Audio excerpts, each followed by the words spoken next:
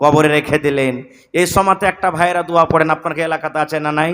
যখন মাইয়াতটাকে থুবে দোয়া পড়ো যে, আছে এটা আছে, দোয়া পড়ো যে, এই দোয়া পড়ো যে এলান করতে হবে না। যারা যারা দেখলে আঞ্জর পাঞ্জরে আছে, যারা দেখলে ওরা নিজের মনি পড়বে, দোয়া পড়াও যে এটা বলতে হবে না। তাকে রেখে দিলেন, এবার তাকে মাটি দিতে হবে। মাটি দেওয়া দোয়া কি জি ভাই? মাটি দেওয়া দোয়া কি এবং মাটি দেওয়ার তারিকাটা কি আপনার এলাকাতে আছে কি নাই? যেমনি মাইয়াতটাকে জানাজা পড়া হইল, তেমনি মাটি দিবার লেগে মানুষ এত পাগল হয়ে থাকে যে কবরের পাঞ্জরে গোল হয়ে খাড়িয়ে যায়। আর যেমনি মাটি দেওয়া চালু করে ধাক্কাম ধুক্কি মনে হয় ওলিমা কুড়াইতে শুরু করে দেয়। আগতে বিহা শাদী হয়তো আপনার দিকে সুরুজ মজিজ লাগতো, সুরুজ মজিজ লাগতো না? মানুষ যখন বেশি তখন মোড়ল রাখি কোথাও চকলেট কেনে কিনে ছিটিয়ে দিত, যা কুড়াগা তোর মনে ওতে লুলু পুতুকেরা মানুষ কুড়াইতো। লাগছে ওই খরিয়াত লিতে গেছে, ওখানে মাটি দিতে যায়নি। এরকম আছে? ভিড় লাগে কবরস্থানে যায়, আমি আগে দেবো, এরকম ভিড় লাগে না রে ভাই, না। কেন করবেন এরকম ভাই? নেকি লিতে গেছেন না আপনি জি? আল্লাহ রসুল বলেছেন, যারা মাটি দিলে, যারা প্রথমে জানাজা পড়লে তারা 1 কিরাত নেকি পেলে, আর যারা মাটি দিলে ওরা 1 কিরাত পাইলে। যে মাটিও দিলে জানাজাও পড়লে 2 কিরাত নেকি পাইলে। আর 2 কিরাত হলো মিসলে 2 উহুদ পাহাড় বলা হয়েছে। 2 উহুদ পাহাড়ের সমান নেকি পেয়ে নিলেন আপনি, সুবহানাল্লাহ। তো ওই জায়গাতে যদি লুলুপুতি করেন আপনি পাইবেন? জীবনে পাইবেন না আপনি। মাটি দিবেন কেন করে? মাটি দেওয়া দোয়া নেই, যেটা একটা দোয়া মানুষেরা পড়ে, এটা সহিহ হাদিস থেকে নাই প্রমাণিত। মাটি দেওয়া দোয়া হলো শুধু বিসমিল্লাহ, বিসমিল্লাহ বলে আপনি 3 খাবল মাটি দিয়ে দেন। প্রথমে মাটি দিবেন মাথার সামনে, দ্বিতীয় খাবল দিবেন মধ্যখানে, তৃতীয় খাবল দিবেন পাঁর দিকে। ধরেন কবর এটা মাইয়াত সুইতা আছে, প্রথমে মাথার দিকে 1 খাবল দিয়ে দিলেন, ফের হাঁটতে হাঁটতে আর 1 খাবল দিয়ে দিলেন, ফের হাঁটতে হাঁটতে পায়ের দিকে 1 খাবল দিয়ে দিলেন। আর আমার দিকে কি করবো জানেন? হুড়াহুড়ির কারণে এই লিনো এই চালিয়ে দেন, এই লিনো এই চালিয়ে দেন, এই লিনো এই চালিয়ে দেন না। এটা মাটি দেওয়ার তারিকা লয়। কেন এরকম করবেন আপনি? মাটি দিতে যে মাটি দেওয়া জরুরি লয়। 5000 মানুষ একটা মাইয়াতে আছে, একটা জানাজাতে আছে। 5000 মানুষের কি দরকার আছে মাটি দেওয়ার? কবর তো 1 বালিশ থেকে উঁচা করতে হবে না। এবার আপনি 5000 মানুষ যদি মাটি দিতে যায় তো 1 কোমর মাটি কবর উঁচা হয়ে যাবে। ওই সময়তে কি করতে হবে? যতটি লোকের দরকার আছে মাটি দেওয়ার অতটি লোকই মাটি দিবে। বাকি লোক যারা মাটি দিতে পারলে না, মনে করিয়েন না যে নেকি আমার কে হলো না। এখন তো ভাই মাটি দিচ্ছে আর বাড়ির দিকে ফুর, মাটি দিচ্ছে বাড়ির দিকে ফুর, মাটি দিচ্ছে বাড়ির দিকে ফুর, পাখির মতন উড়ে চলিচ্ছে। কে আপনাকে বলেছে যে মাটি দিয়ে ফৌরান চলে যেতে হবে বাড়ি? মাটি দেওয়ার পর বাড়ি পালাইতে হবে না। ওই মাইয়াতের লেগে আপনাকে মাগফিরাতের দোয়া করতে হবে। হ্যাঁ, কোনো মানুষের দরকার আছে, পেশাব পায়খানা লেগেছে, চলে গেল, আলাদা কথা। আপনি উদ্ধার করতে গেছেন না তাকে, জি উদ্ধার করেন, ভালো করে উদ্ধার করেন। যতক্ষণ পর্যন্ত কাফন দাফন পুরা কমপ্লিট না হয়ে যাবে ততক্ষণ পর্যন্ত আপনি বাড়ি আসবেন না। এটা হলো সুন্নাত তারিকা, এটাই হলো আসল। আর একটা মানুষ ধোয়া ধরে লেছে, মূলবীরা তো দোয়া উঠিয়ে দিয়েছে, তারপর কবরস্থানে থেকে কি করব? ওই যে দোয়া মূলবীরা উঠায়নি, হাত তুলে দোয়াটা মূলবীরা উঠালছে, কিন্তু যেটা অরিজিনাল দোয়া আল্লাহুম্মা মাগফির লাহু ওয়ারহামহু ওয়া সাব্বিতহু আলাল ঈমান, ওই দোয়াটা আপনাকে পড়তে হবে। আরবিতে না পড়েন তো নিজের ভাষাতে কহেন, আল্লাহ এই লোকটা যে মরেছে, নর হোক কিংবা নারী হোক, আল্লাহ জি এর জীবনের গুনাহটাকে আল্লাহ মাফ করো। আল্লাহ আল্লাহ কবরে যে হিসাব হবে, আল্লাহ কবরের হিসাবটা তুমি আল্লাহ আসান করো। আল্লাহ ইমানের পরে তাকে তুমি কায়েম রাখো। নিজের ভাষাতে বাংলাতে এরকম ভাবে আপনি দোয়া করেন। আর মাটি দিলেন আর উড়ে গেলেন, মাটি দিলেন উড়ে গেলেন, এটা সুন্নাত তারিকা লয়, এটা হলো সুন্নাতের খেলাফ। আর একটা আপনার এলাকাতে আছে কিনা জানি না, ধরেন মেলাটি মানুষ আছে, কবর পর্যন্ত যেতে পারে না, এবার পাইচ্ছে থেকে বাইরে মাটি দিবে আর ওখান থেকে তখন টুয়ে দিয়ে কবরে পরে রাখবে। এরকম হয় মেলা জায়গাতে, হয় কি হয় না? এটাও সহি লয়। মাটি পাইচ্ছা দিতে হবে না, কবরের উপরে দিতে হবে, এটাও গলত তারিকা, এটাও আমাদেরকে করতে হবে না। খুব ভাই আমার, এই সমস্ত জিনিস আমাদেরকে বুঝতে হবে, শিখতে হবে। কখন শিখবো রে ভাই? এগুলো তো আমাকে শেখার টাইমই নেই, শেখার সময়ই নেই। দুনিয়াদারিতে আমরা আগে আছি। আজ বলেন আপনার বেটা ইঞ্জিনিয়ার হবে, আপনার বেটা ডাক্তার হবে, আপনার বেটা মাস্টার হবে, আপনার বেটা মৌলানা হবে, আপনার বেটা অমুক পাইলট হবে, টিউশনের দরকার আছে না নেই? হানা বলেন টিউশনের দরকার আছে না নেই? একটু মুখ খুলে কথা বলেন, টিউশনের দরকার আছে না নেই? বিনা টিউশনে আপনার বেটা কামিয়াব হইতে পারে না। কিন্তু মুসলমান রে, এই জীবনটা যখন শেষ হয়ে যাবে রে ভাই, জীবনটা 60 বছর 70 বছর জীবনটা যখন শেষ হয়ে যাবে, আমাদের নতুন ভাবে একটা কবরে জীবন যে শুরু হবে। ওই কবরের জীবনটার জন্য, কবরের জন্য কয়টা ছেলে মেয়েকে আমরা টিউশন দিই? টিউশন কি আমরা দিই? জীবনে আমরা টিউশন দিই না ভাই। ভাইরি হায়রাত আবু হুরায়রা রাদিয়াল্লাহু তাআলা আনহু, আল্লাহর একজন, আল্লাহ নবীর একজন সাহাবী, খুব নেককার সাহাবী, ওর সমান হাদিস কেউ মুখস্থ করতে পারেনি। ওই আবু হুরায়রা যখন মরছেন, চোখটা পানি ঝরছে, সাহাবায়ে কেরাম বলছেন, হাগো আবু হুরায়রা, ছেলে মেয়ে বলে কি মনে পড়েছে? ছেলে মেয়ে বলে কি মনে পড়েছে যে তোমার চোখটা পানি ঝরছে? হায়রাত আবু হুরায়রা রাদিয়াল্লাহু তাআলা আনহু বললেন, ও আল্লাহ নবীর সাহাবীরা, আমি মরে যাব, আমার মত হয়ে যাবে রে, আমার মত বলে কোনো ডর নাই, মত বলে কোনো ভয় নাই, ছেলে মেয়ে বলে আমার মনে আসেনি, এই জন্য আমি কান্দি রে ভাই। আমার কাছে নিয়ে কি অল্প, আমার কাছে নিয়ে কি কম, আর আমার সাফার হলো লম্বা, আমি কিয়ামতের এত লম্বা সাফার কেমন করে কাটবো?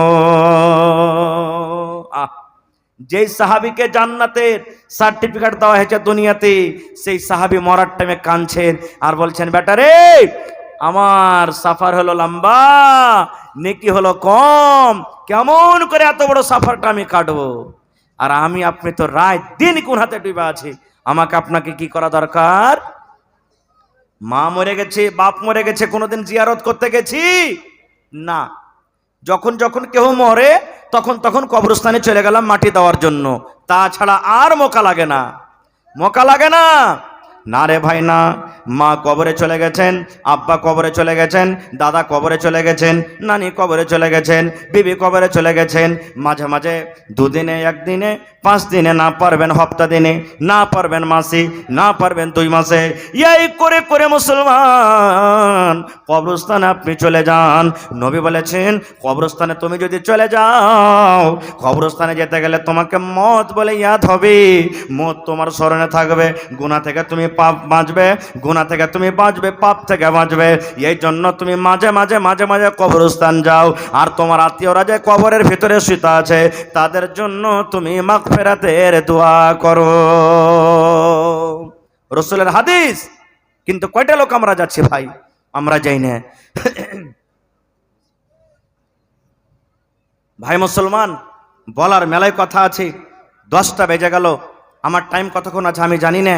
এবার আরো একটা কথা থাকলো এখানে, কবরে রাখা পর এবার কবরে তার সাথে কি হবে, কি সওয়াল করা হবে, কিভাবে জবাবটা দিবে, জবাব না দিতে পারলে তার ব্যাপারে কি হবে তার সাথে, এটাও কিন্তু একটা খুব বড় পয়েন্ট আর খুব বড় কথা। আজকে আমাদের পরীক্ষা যখন হয়, ম্যাট্রিকের পরীক্ষা, ইন্টারের পরীক্ষা বা বিভিন্ন রকমের যখন পরীক্ষা হয়, কোয়েশ্চেন কিন্তু গুফ থাকে, সওয়াল যেগুলো থাকে লুকিয়ে থাকে, যেদিন পরীক্ষা দেব সেদিনই খুলবে, আর তার আমরা উত্তর কিন্তু লিখি। কিন্তু মুসলমান 1400 বছর আগে কবরে 3টা সওয়াল হবে, ওই 3টা সওয়াল 1400 বছর আগে আউট হয়ে গেছে, সওয়ালও আউট, জবাব আউট হয়ে গেছে। কয়টা লোক জানি সওয়াল 3টে, আর কয়টা লোক জানি যে জবাব কি হবে? কয়টা লোক জানি? জানি না আমরা। ভাইরে, আল্লাহ বাঁচে রাখে, ইনশাল্লাহ আবার এই বিষয়তে কোনোদিন আলোচনা করব। তবে আমার পিছনে আরো 2 জন বক্তা আছে ভাই। তবে আমি আপনাদেরকে এতক্ষণ দিলাম, এবং আল্লাহ তাবারক ওয়া তাআলার ইবাদতের জন্য ঈদগাহের এটা জালসা নাকি? ঈদগাহের জালসা না? ঈদগাহের জালসা। ঈদগাহ আমাদেরকে বানাইতে হবে। আল্লাহর নবীর জামানা তো ঈদগাহ ছিল, আর আল্লাহ নবীর জামানাতে যেখানে পুরুষরা নামাজ পড়তে গেছেন, ওখানে মহিলারাও নামাজ পড়তে গেছেন। আপনাদের এলাকাতে আছে এরকম না নেই? না মা খালারা মসজিদে নামাজ পড়ে?